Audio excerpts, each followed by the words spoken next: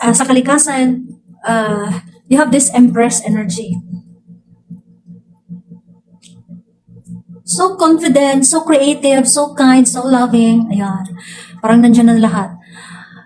Pero, meron kang tinatawag na 10 of Wands. Oh my God.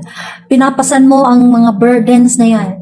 Pero ang mahalaga is, nakayanan mong pasanin ang mga burdens na yan. You're able to overcome it.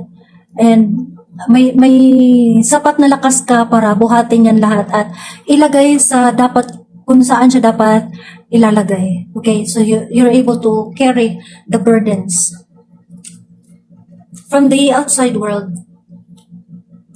Pebrero, Marso, Abril. Okay, ito ang buwan ng Abril na kung saan